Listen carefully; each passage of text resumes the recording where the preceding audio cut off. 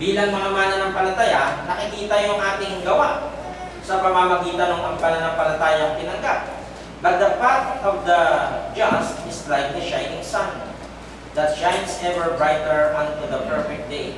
Laging may pag-asa sa atin. Hindi tayo yung tipong nakakapagpahina ng loob ng iba. Lagi tayong nakapagpapalakas ng loob. Yung bawat salita na ating sinasabi ay nagbubuhat sa Bible. Yung lakad daw nung matuwid. Yung lakad ng masama. Ang lakad ng masama ay parang kadiliman. Ayun, darkness, sin. Hindi nila nalalaman kung ano ang kanilang kinatitisuran. Basta lumalakad lang sila sa mundong ito. Hindi gaya ng mga Kristiyano na lumalakad na may karunungan. Ano po? Alam natin kung paano i-handle ang buhay. But the way of the wicked is like deep darkness. They do not know what makes them stumble. We can be the light that will shine through this dark world. Sa mundong ito, yung word na tinatawag yan, mga tao po. Kinakailangan may epekto tayo doon sa mga tao na nakakasalamuhan natin. Ito ang mga salitang sinabi ng ating Panginoong Yesus. You are the light of the world, a city set on a hill cannot be hidden. Diba ang isang ilaw, laging inilalarawan dyan yung parola. Kaya nakaganon siya. Natatanaw mo, kung ikaw ay nasa gitna ng dagat, ano, nakikita mo gabi, halimbawa, na puro gabi na, at puro kadiliman, pag nakakita ka nung, ano ba yun, lighthouse nga ba yun, parola niya, pag nakakita ka nung, di ba parang, pag nakita mo gano'n, puro dilim, natatakot ka, lalo yung mga biyahe ng barko sa malalayo. Pag nakakita ka ng parola, parang pag-asa na yun, alam mo, meron na ano ko, tuyo na yun, dry land na yun. Yun, nagkakaroon ng pag-asa. Kaya sinasabing you are the light of the world, a city set on a hill cannot be hidden. Hindi dapat ito naitatago. Yung tinasabi kong liwanag na yan, na dala-dala natin, walang ibang ibig sabihin, makikita natin doon sa mga sumunod na talata kasi nasa Matthew 5:14 tayo. Yung mga gawa po ang nagsashine sa tao, yung mga gawa. Gawa ng mga mananampalataya. Ano po? 5:13 po tayo nung nakaraang linggo, salt. Ito naman ay 5:14, yung light. Kayo ang nagsisilbing ilaw sa mundo. Ayan o, sa mga tao. So, bawat isa sa atin dito, yan. Yan, nagsashine. Ang daming Kristiyano sa buong mundong ito, kahit sa mga nasa abroad, dapat bilang mga Kristiyano, ayan, para tayong mga alitap-tap. Ayan o. Nagniningning tayo, nakikita sa atin, malakas tumawag yung ating mga pananampalataya. Itong mundo na ito na puro kasamaan ang ginawa ng mga tao, nakikita nila yung ating mga gawa. At ito ay makikita nga tulad ng lungsod na itinayo sa ibabaw ng isang burol na hindi maitago. Bilang totoong mga Kristiyano, sa halip na pabayaan lang ang mga taong nagpapatuloy na nabubuhay sa kadiliman ng kasalanan, maaaring akayin natin sila kay Jesus na siyang ilaw ng sanglibutan ito. I am the light of the world. He who follows me shall not walk in darkness, but have the light of life. Ang Diyos ay ilaw. Yan. Alam ka namang tayo ay dilim.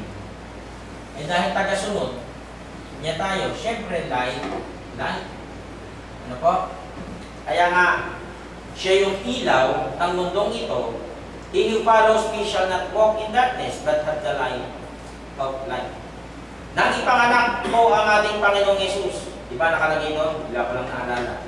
Sumilang ang liwanag kasi yung mundo na punong-puno ng kadiliman o punong-puno ng kasalanan, nang ipanganak ang ating Panginoong Yesus ay nagkaroon o mayroong dumating na liwanag na naging pag-asa. Ano? Ng sangkatauhan. Sabihin, kung walang dumating na tagapagligtas, ako, lahat tayo ay magbabayad ng kanya-kanya nating kasalanan, kanya-kanyang, ano ito, paghuhugas ng kasalanan. Nasabi rito sa Lucas 1:68, purihin ang Panginoon, ang Diyos ng Israel, sapagkat kanyang dinalaw at tinubos ang kaniyang bayan, at nag-atas atin ng isang sungay ng kaligtasan sa bahay ni David na kanyang alipin, gaya ng sinabi niya sa pamamagitan ng kanyang mga banal na propeta na nagsilitaw buhat ng unang panahon, kaligtasan mula sa ating mga kaaway at sa kamay ng lahat ng nakapupuon sa atin, upang magka-awang gawa sa ating mga magulang at alalahanin ang kanyang mga banal na tipan. So dito, pag pinasa po natin itong buong chapter 1 na to, mula dun sa 67 pababa, makikita natin yung pagdating ng ilaw. Ano? Yung anak ng Diyos, ang ating Panginoong Yesus. Sabi niya, I am the light. Bakit siya naging ilaw? Kasi nga po, siya yung nagbigay dito ng pag-asa sa mundong ito. Siya yung nagbigay ng kaligtasan sa mga tao. Siya yung pinatay. Siya yung nag-iisang Diyos na nagkatawang tao. Napakahalagang malaman ng ibang mga tao na narito na mayroon palang pag-asa sa Diyos. Ano? Yung buhay na walang hanggan. Kaya pag nakakabalita ako ng mga namamatay, lalo sa probinsya sa amin itong 2024, may 3 namatay. Nangihinayang ako kasi pagka pina-attend ko sila sa Bible study, hindi makama-attend, ang hirap kuhain.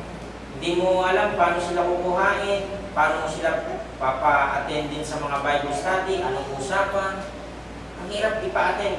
Ano? Kasi ito na nakaraan linggo, yung pinupuntahan ko nung pag umuwi ako sa amin, namatay na si Tata Busing, tawagin Busing.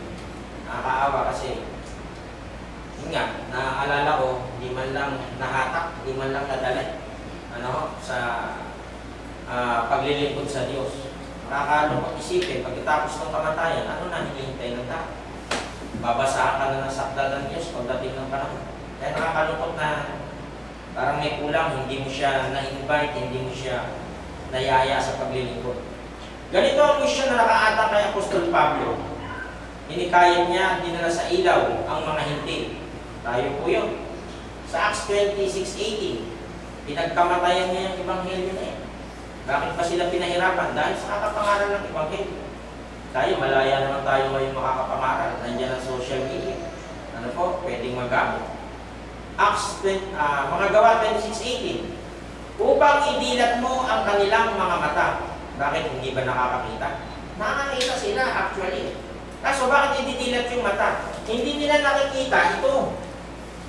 Yung karunungan na yan. Hindi nila nakikita yan. Yung faith, hindi nila nakikita ito Yung mga hindi sumasampalataya. Ano bang meron at napakatiyatyagaan yung linggo-linggo sumasamba kayo? Ano meron? Yun ang hindi nila nakikita sa atin. Kaya dapat masabi sa kanila yun. Ano ginagawa nyo? Maatit kami. O tapos, may nagtuturo, nakikinig kami. O tapos, Bible reading. O tapos, nag-aambag. O tapos, ano meron dun? Yun ang hindi nila alam kasi naitanong yan sa akin. Nung nagpa-Bible study pa kami dati. Upang idilat mo ang kanilang mga mata. Ang sabi, upang sila'y magbalik sa ilaw. Ayun Saan galing? Dito. Sa madilim na mundo na ito. Papunta raw dun sa ilaw. Kasi ang Diyos ay liwanag Di po ba? Yun ang layunin kung bakit yung Ebanghelyo dapat maipangaral sa iba na mga kakilala natin upang sila ay madala sa Diyos. Hindi nila alam yung kanilang mga kasalanan na parang normal na lang sa kanila. Kaya yung iba nga, normal na lang kung gumawa ng masama. Sila'y magbalik sa ilaw mula sa kadiliman, mula sa kapangyarihan ni Satanas, hanggang sa Diyos, upang sila'y magsitanggap ng kapatawaran ng mga kasalanan at ng mga mana sa kasamahan ng mga pinapaging banal sa pamamagitan ng pananampalataya sa akin. Napakahalagang maituro ko ito. Kaya totoong sasaludo ka sa tiyaga ng ibang mga relihiyon na kumakatok sa mga bahay-bahay. Ano meron? Halos kinagagalitan ng iba. Ay, bumalik na lang kayo. Sabihin ng iba. Yung ginagawa ko, busy ako. May work ako. Pero ang tiyaga nila, hahanga ka. Ano ba? Napakatityaga ng mga taong ito para ikalat yung pananampalataya.